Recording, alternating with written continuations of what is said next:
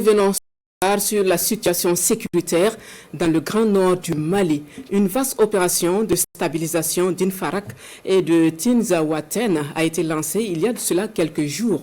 Les terroristes qui étaient face aux Fama en ont eu pour leur compte, selon un communiqué de l'état-major général des armées. Les explications avec le directeur des informations et des relations publiques des armées, le colonel-major Souleymane Dambélé, que nous écoutons. Les Fama étaient dans leur mission régalienne de sécurisation des personnes, mais aussi de stabilisation du pays. Et ce n'est autre qu'une patrouille de routine qui a été conduite de Kidal en passant par Inafarak, voilà, Bougueïssa, jusqu'à Tinzaouaten. C'était alors une bataille de survie pour les groupes armés terroristes.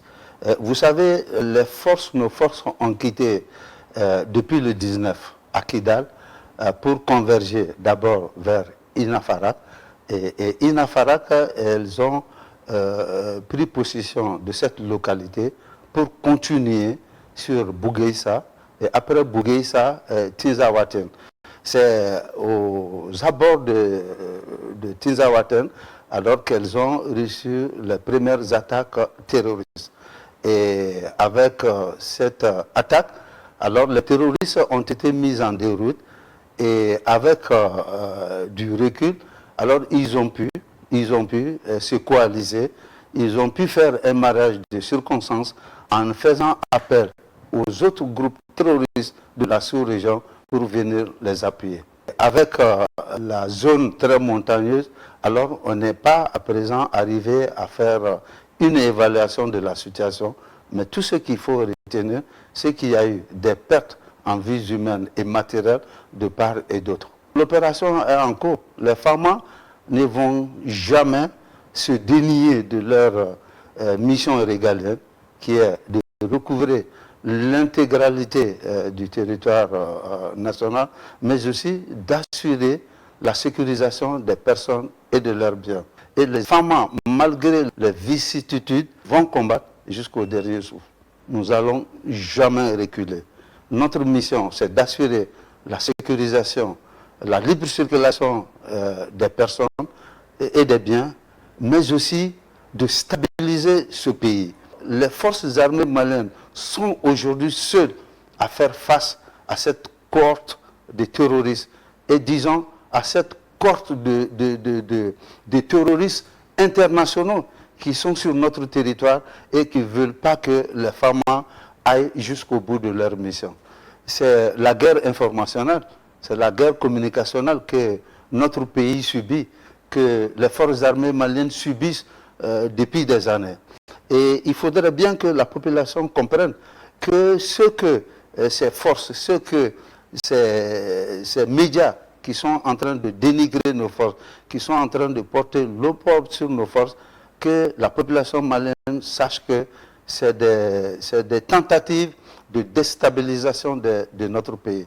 C'est des tentatives de dénigrement de notre armée qui est en train, depuis bientôt 2 à 3 ans, qui est en train de monter en puissance.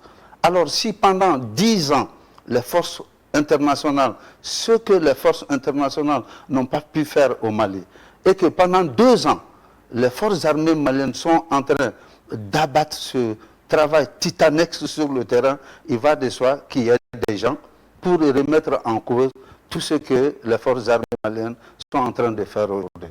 Il faudrait bien que les populations comprennent cela. Il faudrait bien que les Maliens se rendent compte que ce soit les forces armées maliennes, que ce soit le Mali, quand nous sommes dans une dynamique alors de déstabilisation par les forces extérieures. Cette population ne perd pas confiance en leur armée et qu'elle soutienne son armée. Et cette armée est là pour la population malienne. Et tant qu'on le peut, on le fera pour cette population.